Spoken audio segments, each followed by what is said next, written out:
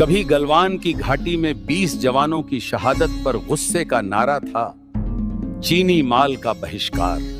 आज वही नेता मुस्कान के साथ शी जिनपिंग के गले लगते हैं। बाबा पूछता है, क्या ये विदेश नीति है या सत्ता का मौसमी व्यापार?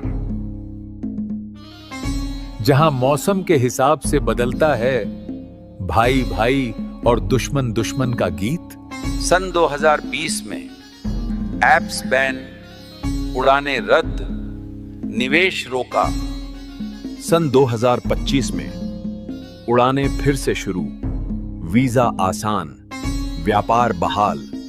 जनता ने सोचा था बदला लिया जा रहा है, पर असली बदला तो सत्ता ने लिया अपने ही वादों से। कभी नोटबंदी, कभी जीएसटी, कभी कृषि कानून, हर बार जनता ही डूबी, सत्ता और कॉरपोरेट ही तैरे।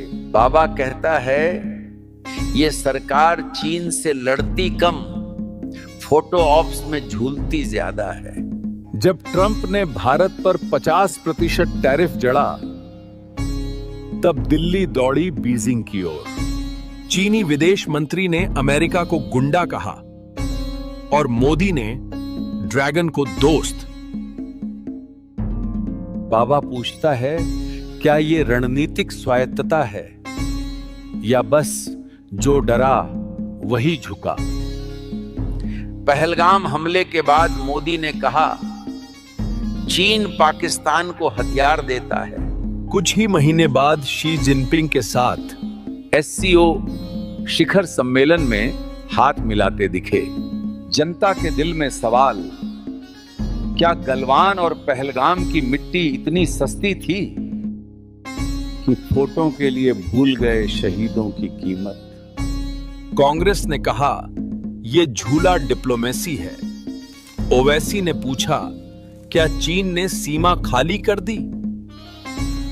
RSS समर्थक भी दिल्ली में बैनर लेकर खड़े हुए। गलवान के शहीद भुला दिए, पहलगाम को नजरअंदाज किया। यहां तक कि शहीद की मां बोली, मेरा बेटा चीनी सैनिकों से लड़कर मरा। और प्रधानमंत्री उसी चीन के साथ बैठकर मुस्कुरा रहे हैं। बाबा की आंखें भीग गईं, पर सत्ता की आंखों में केवल चमकते कैमरे थे।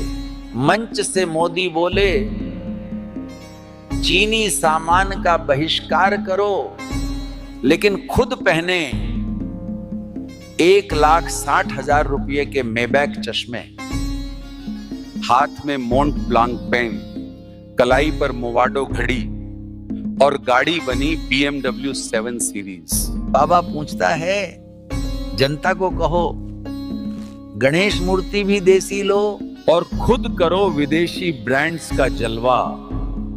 क्या यही है आत्मनिर्भर भारत का सत्य? इनके भाषणों में बहिष्कार है, लेकिन आंकड़ों में व्यापार है। भारत चीन व्यापार घाटा $100 अरब से भी ऊपर। अडानी समूह चीन में विस्तार करता है। उत्तर प्रदेश चीनी कंपनियों से जूते बनवाता है। बाबा कहता है, ये लड़ाई मोबाइल स्क्रीन पर चीनी माल बहिष्कार की है।